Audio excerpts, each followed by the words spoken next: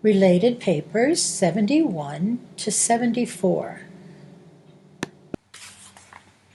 The Galileo Illustration pertaining to textbook thinking. As the reader knows, Galileo built a telescope and discovered that the planets were part of a great solar system. Then he defied the teachings of the Church by stating that the Earth was not the center of the universe. The Church objected, and Galileo was accused of heresy. Doesn't entrenchment always object to ideas that threaten it?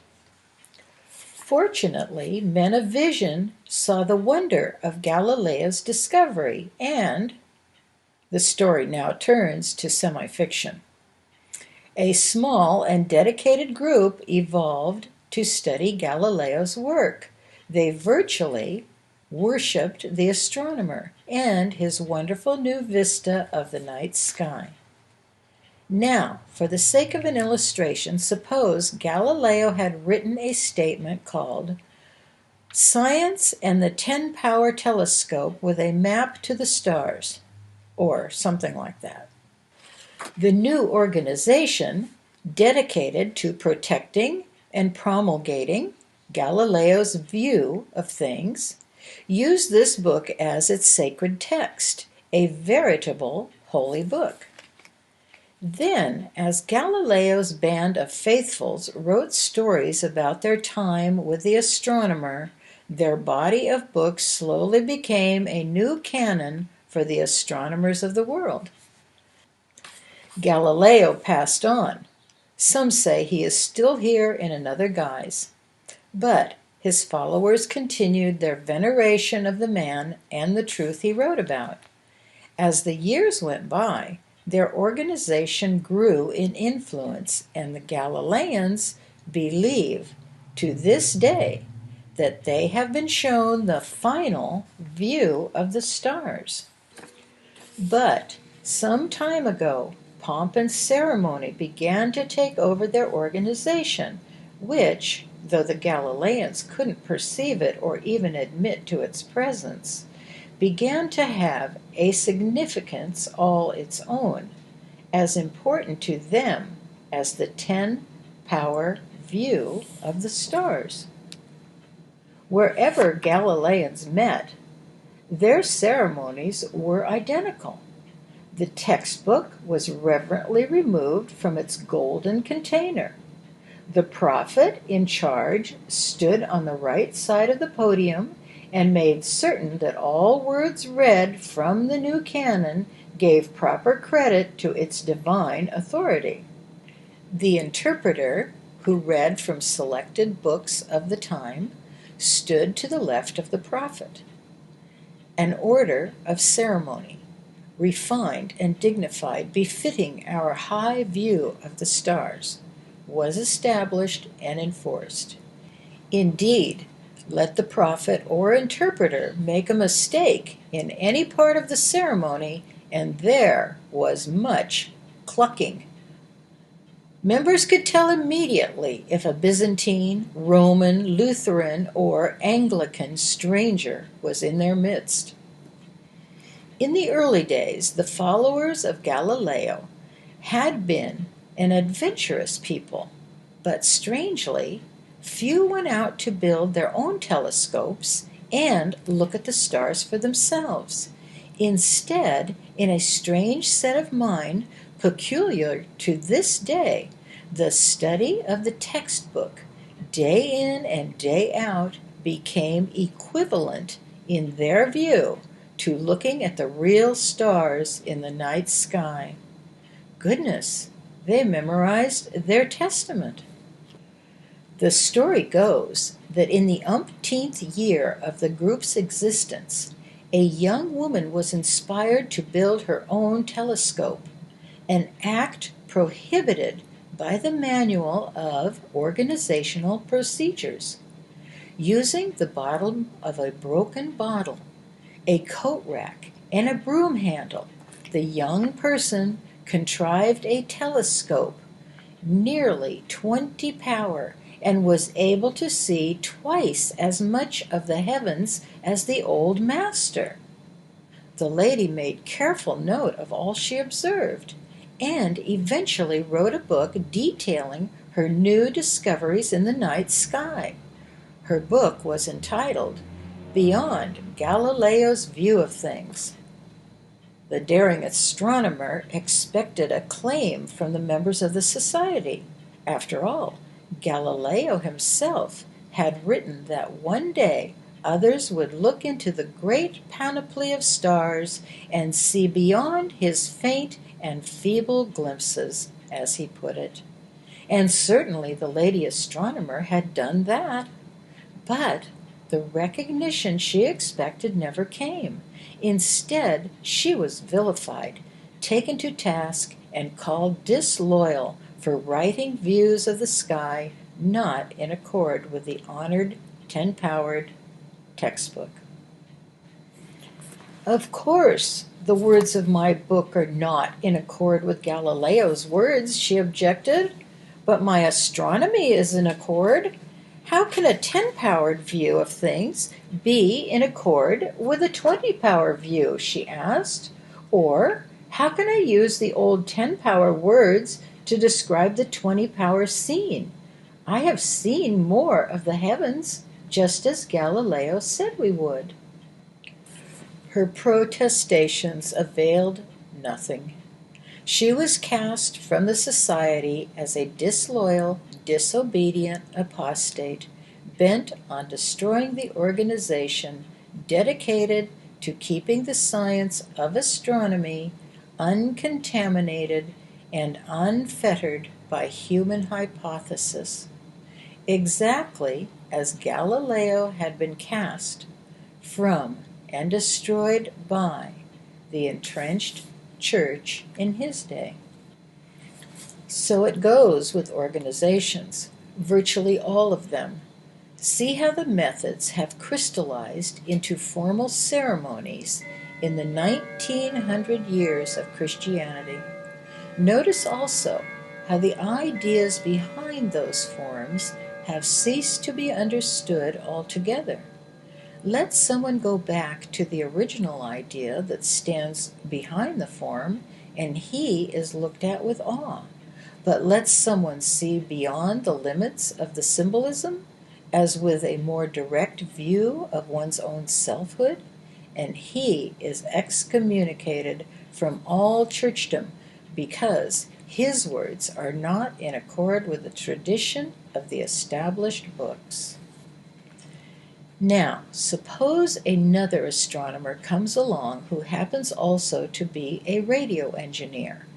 He hears the radio sounds emanating from space and builds the first radio telescope that allows him to hear things Galileo and his group had no idea existed. His hearing, along with his 20-power looking, allows him to discern things that the Galileo text makes no mention of whatever.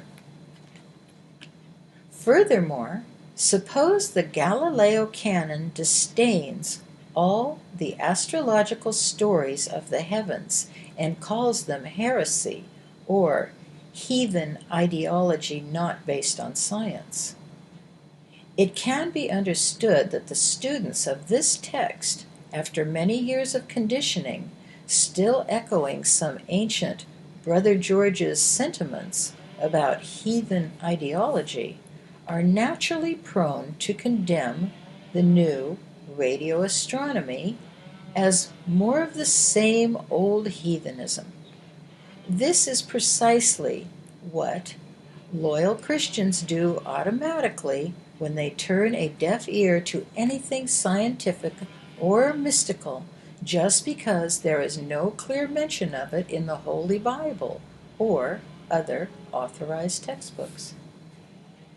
Just as the old astronomy had no concept of radio astronomy, for which no descriptions then existed to put in the holy books, so the subjective experience of illumination, to which every sage has alluded, had not dawned sufficiently for the rabbis to make clear and significant mention of it in the pre-Christian Talmud, nor for the apostles to explain it sufficiently in their letters, which became the new canon. To this day, consequently, church groups traditionally turn their backs at the mention of things mystical. Now consider, if the radio astronomy of illumination goes without notice by those groups of earnest but textbook-bound people, can there be any expectation of illumination in their experience? The expectation of it seems one of the primary means of recognizing the experience. Say to yourselves, "On which day will the angels and the prophets come?" Jesus said.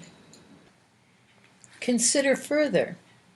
Inasmuch as we now clearly perceive the subjective experience of illumination to be a fact of divinity, and inasmuch as that experience acknowledged seems requisite for the something beyond words, about which my life and the lives of many others are dedicated to telling, then how can textbook thinking permit the door of human consciousness to be pulled from its hinges, allowing the light of the infinite to enter the dark places of human intransience?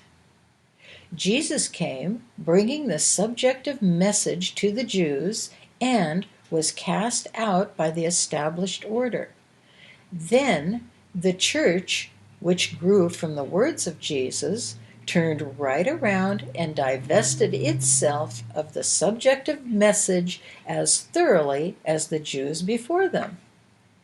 A new subjectivism was born 1900 years later in Christianity, which, in turn, lost the subjective idea once again, and within 100 years that new subjectivism, too, is virtually inactive in the world.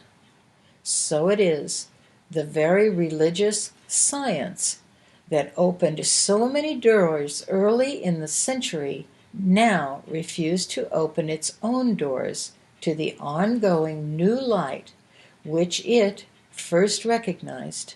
Indeed, just as Jesus proclaimed, "The first shall be last."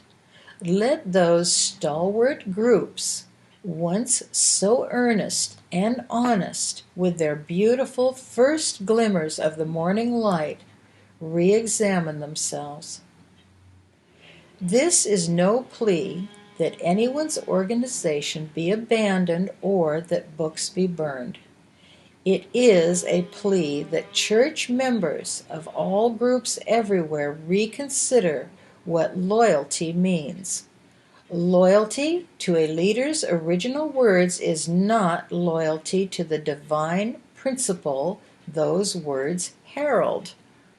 The writers of the Bible called for loyalty to God, and God, the dynamism of the universe, is an ongoing essence, constantly revealing itself as new marvels and new glories. Those who wonder what has happened to churchdom and why the churches are failing to meet the moral obligations they have been given might see that in all nature the fields that are plowed and fenced are fertile only for a brief time, without new enrichment. Not one word of the favored Bibles and textbooks of the world needs to be changed. They are the wonders they are. But churchdom must eventually allow its members input from the depth of their own intrinsic freedom of soul, and listen to the heart of themselves, which receives and tells of other enriching glimpses of light. The real communication is between God-mind and its self-awareness, direct, pure, pristine, and virgin. The glimpses of others, as told about in the holy books, are wonderful, but the glimpses that count most for each of us are the ones we have ourselves. They are between God and us and those whom we love. The narrowness of textbook thinking. The way of non-contention with the world was given to me. It doesn't struggle to reform things. Enlightened non-judgmentalism permits one to see the good in the world, perfect as it already is. But there is something inside that shouts for me to shout. The rebellious boy cadet, the soldier, would have me beat the drum. But at what? The heart knows. Yet it isn't likely that a drum roll thundered by Jeremiah himself would be heard by my deaf selfhood, that part of me that worships people and their books. So, to what shall I shout? To the narrowness of textbook thinking. Yes, yes, I will rail about the narrowness of textbook thinking. Mind you, this is not to have the textbooks rewritten, nor to have their organizations reformed. It is a plea that my others, not outside myself, stop limiting themselves to the boundaries of books, even the holy books, even to the groups or the group's interpretation of the Bible. Oh, books are wonderful, and the world is blessed to have them. I asked those who study with me to begin a journal at once, and many of those journals have become more books and papers that circumnavigate the world. Oh no, it isn't books I rail at, but our disposition to give them values they do not have of themselves. I would roll my drum only to call attention to certain tendencies of the unenlightened nature of us. Our revered scriptures and textbooks already do that, but to little avail. Chief among those tendencies is that deadening inclination to establish the words of our treasured books as immutable, eternal law, especially a law of those areas of the heart that we haven't fully understood yet and wherein we still need an honest guide. Mind you, there is nothing wrong with this tendency to put faith in books. We had better believe the automobile manual until we are familiar with the machine. But that manual isn't immutable law for all eternity. There comes a day when we drive another automobile. There comes a day when we fly in spaceships. To hold tenaciously to original words as though they were eternally sacrosanct is to be doomed. How so? That action forces us to return to the same ignorance from which those very words assisted our escape. This is what I'm inclined to shout about. Are the words of the Bible holy, or is it the Lord God and His principle which are more holy than the human words that tell of them? We know the answer to that without thinking. Then, why the great veneration of sacred text? Again, we know the answer. But now they are drunk, said Jesus. When they have shaken off their wine, then.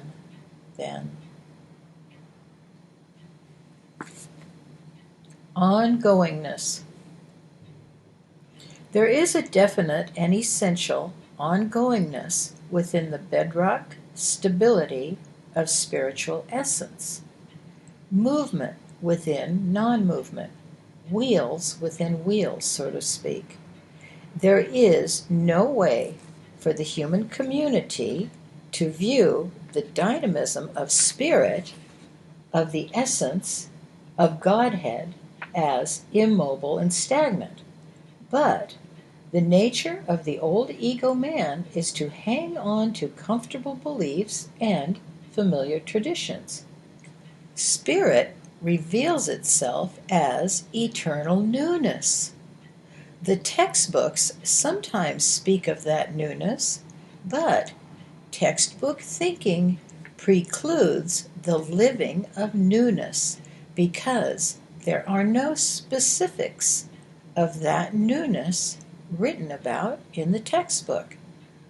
Textbook thinking leads to stagnation, as one can plainly see from the many closed societies of churchdom, all in argumentative disagreement with others over their interpretations of the Bible or whatever. Religious metaphysics is a clear case in point. It entered the scene asking mankind to look to a new idea whose time had come. People did. That old new idea of subjectivism was off and running. Since those days, the world pace has quickened. In its 100 years, that new idea, a restatement of subjectivism in an objective world, has seen more confirming movement on Earth than in all the eons preceding. The transcendentalists' push at the door of understanding was surely responsible for much of that movement. Now that the ideas organizations themselves stand with blinders on and ears closed to the very ongoing spiritual revolution they helped spawn. Present era metaphysicians are afraid to examine the fruits of their own once fertile field, their own progeny. Why? No one wants to be cast as disloyal. They left the field. They have not given due credit to so-and-so, who gave no credit to her sources other than the Bible. But it all happened exactly the same way before, when Christian churchdom broke away from the objectivism of Judaism. In a human way, this is sad to see, but in retrospect, I see how absolutely right it all is. From the present calcification of religion worldwide is soon to come the final blossom for which the tree of life was intended. That flower will be the rediscovery of the child within. A new community is being readied. Illustration of the incubator. What do we know about light? Virtually nothing. About God? Still less. Let me make a parallel illustration that suggests why every man knows so little and may one day learn so much. Instead of people, imagine chickens. Instead of the world, imagine a great incubator with the light turned on perpetually and with us chicks scratching around looking for, or not looking for, comfort first and the meaning of life a distant second. Let's pretend that an incubator hour is more like a decade, and that for nearly 11,000 years we chickens have been speculating about the nature of reality, wondering which version is right. During our long search, the thinking chickens among us have concluded that our well-being has something to do with light. It might be interesting to note here that the scientist chicken and the religious chicken have apparently opposing ideas. The scientist speaks about the light he can measure, the religionist about the light of God that can't be measured. Well, now, how do we stand in the great incubator today? What do we chickens really know about light and light? There is a precise parallel here. What did we know of childhood when we were children? What does a fish know of water or a bird of air? What do those who have been in the light without realizing it know about the light? Over the chicken millennia, thousands of religions have come and gone. 4 primary philosophies remain today, one for each corner of the incubator. In the corners are great organizations with grand gurus representing different points of view, such as Eastern, Western, Jewish, Catholic, and now that science has found metaphysics in its quantum mechanics, we need to add another corner to the pyramid. Each view insists its way is the best way. Some say the only way. The chicks in the South are diametrically opposed to those across the way. The Eastern view is opposite the Western view. One can imagine how these differences arose by recalling the illustration of the pyramid. We remember how those among the north wall see Polaris in a different overhead quadrant than do those near the south wall, and must necessarily describe its relationship to the pyramid differently. The 4 corners have a common root, but that is about all. But science has the world's attention. Religious metaphysics hasn't kept up in that respect. Organizations using this authority or that have encouraged us to judge the other's views as less enlightened than our own. It is difficult to believe that one claiming enlightenment would call another view heathen because that view sees the North Star as a different angle. But, of course, many do. The struggle between science and religion seems unending, science presently dominating. In search of the true message, some chickens, like me, have gone to every corner of the incubator and to half the religions, only to become more confused. The subject of East doesn't jibe with the object of West, and neither really knows what the other is talking about, but each seems certain of what the other is not talking about. For that matter, the traveling chick learns that virtually no one who calls himself metaphysical knows what metaphysics is.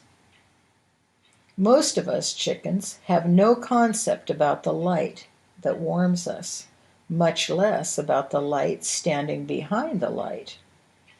We know what we've been told in our own little corner of the incubator by our parents, our leaders, and their holy books, our schools and organizations.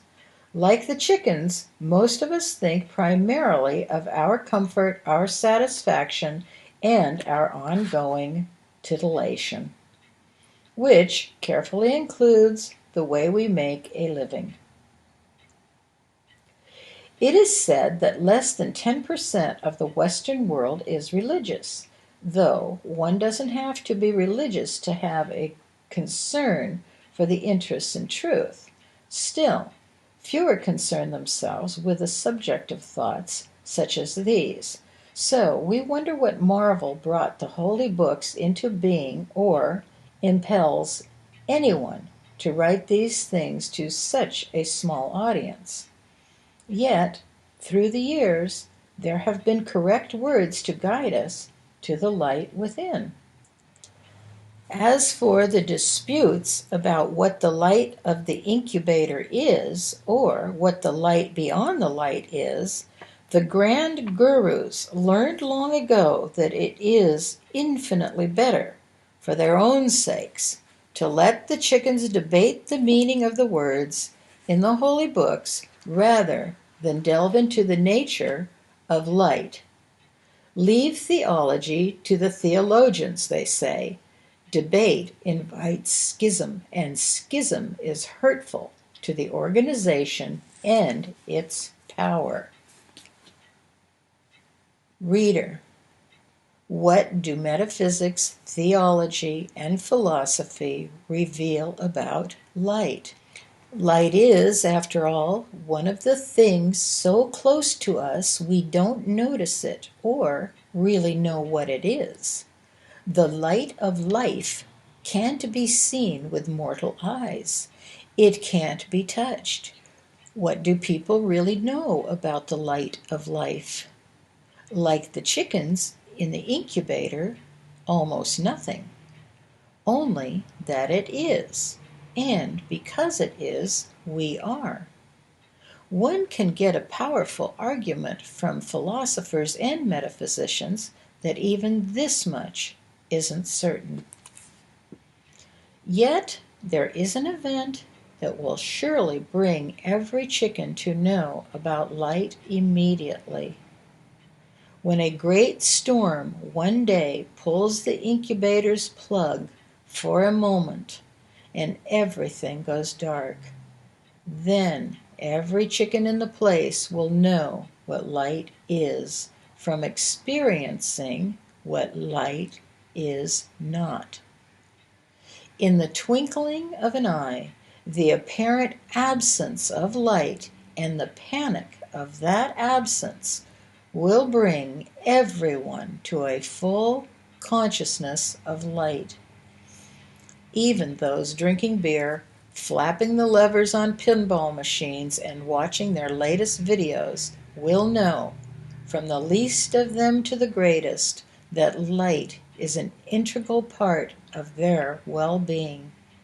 And those who are meditating or pinching their noses in prayer, imploring light to be more light, will become acquainted with it also. The light of light is just as close to us as the light in the incubator is close to the chickens. We were born into the appearance of time and space with as it, and we have grown up with it, whether we are aware of the fact or not. Light is here, unheralded and unnoticed, living us, supporting and warming us, the very spark of being itself. The child of us is the light, here and now.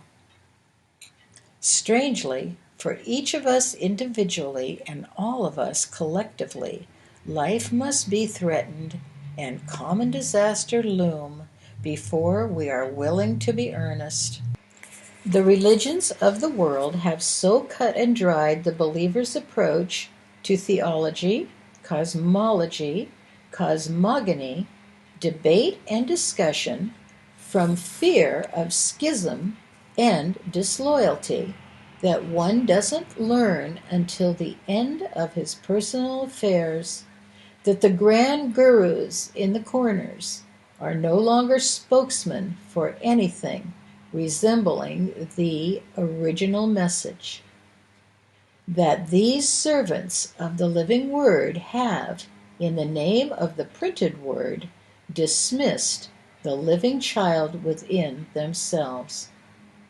The biblical apocalypse says these churches will have served their purposes in the final days of time. Perhaps so. When we see the bickering and warfare that passes for religion, metaphysics, and love, Christians torturing other Christians in the name of Christ, one only wonders when the destruction will be over. There are unnoticed lights in the world, religious and otherwise, individuals working diligently, able in marvelous ways to walk the precarious pathways beyond religion and metaphysics, no longer beguiled by the organized bewilderers. There are those who have climbed the barbed walls of orthodoxy and found the child of themselves again. Those who have found the child are able to tell us how to find the same child within ourselves. They tell of the self within, how to find its equation for living, how to receive it, and how to give it. We seek these people out and listen to them. The light in the world incubator has begun to flicker and flutter. I am reminded of the carpenter who said, "The day would come when there are two in the field, one taken up and one left behind, two on a bed, one lives and one dies, 5 in a household, 3 against 2 and 2 against 3. Perhaps I have been shown some of these things because I know such days will come in the world's time, if only when the individual faces his own transition. There will be those who are frightened and those who are not, those who will know what to do and those who won't. The unafraid will have found the balance between inside and outside, above and below, first and last, male and female, objective and subjective. These people may or may not be familiar with the words of the historic Christ child, but they will know those words are true and faithful, having found the child themselves. The child takes us to the balance quickly. The child tells us of the equation wherein life prospers with security, grace, and decency. The child takes us to the non-spatial place of identity, where we exchange the things above and give them below, not theorize and talk about them endlessly, where we pass the reports from outside and give them inside.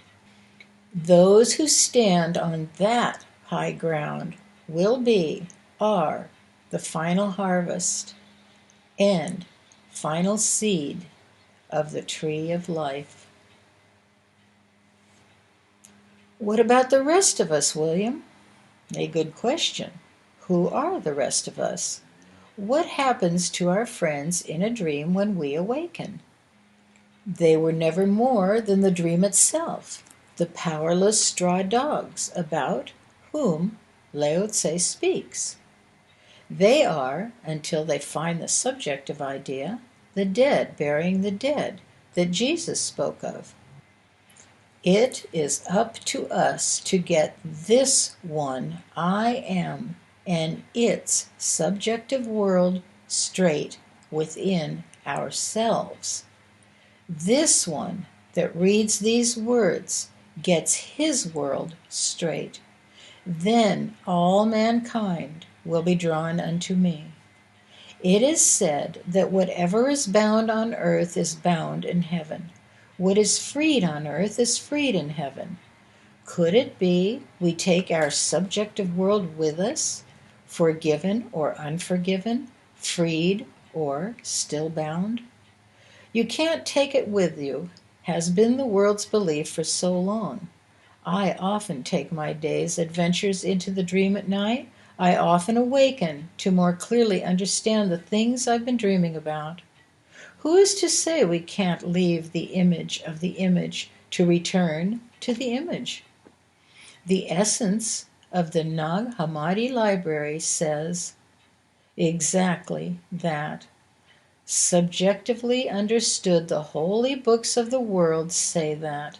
And now agnostic science is looking at infinite possibilities and infinite dimensions, finding universes within universes not unlike the New Jerusalem John foresaw. My unseen reader friend, we have things to get straight to understand and to do in the days ahead. Let's get on with it while we can. The shattered mirror. The end days and the tribulations always generate interest. Everyone has felt he must surely be living near that time. Could it be that the shattering of the mirror is what happens in the end days? In time and space, matter is an image, including the body image with which we identify. The subjective state perceives the universe as the qualities and attributes of whatever the universe actually is. Subjectivism is much like an unembodied infinite awareness looking into a mirror of itself and seeing its possible qualities and attributes imaged. Or, as Douglas Harding describes in his book, On Having No Head, it is as if the world of time and space were our head. But, as we recall, Godhead itself is more than its qualities and attributes, just as the nugget of gold is more than it appears to the eye. There is no gold in yellow, malleable, valuable, or anything else we perceive to be the qualities and attributes of gold. Yet, gold is what it is. Images, real or unreal, are what they are. Behind them stands something marvelous. It becomes clear to the subjective mode of mentation that everything is physical, however it appears. Sounds, lights, feelings, comes from within the self. Awareness may seem lodged in a form, but the fact is that all we perceive to be form exists within awareness. Images are after the fact, following in time. Awareness, self, precedes the images. Intuitions and ideas, thoughts and feelings come from the self I am holding God's hand, so to speak, and they precede images. These thoughts, when awakened to, have a profound influence over the images following in time, especially over this immediate body. It is this precedence, just the heartfelt knowledge that the precedence exists, that heals the tangible body. My ability to see health in the place of illness increased when this simple light of precedence dawned. The shattered mirror illustration. Imagine a lady who falls so in love with her image in the mirror that she forgets the one standing in front of the mirror. We would call her foolish, wouldn't we? Essentially, this is what the world has done, worshiping, gathering, and controlling matter, unaware of the self that precedes matter in time and space. Suppose the man with no head fell so in love with a universe he could see and hear, O and B, as the metaphysicians so love to add, that he forgot the ineffable awareness doing the perceiving. Is this man any different from the woman in love with her image? Perceiving awareness to be one's personal possession is the humanistic solipsism of much of Metadelphia.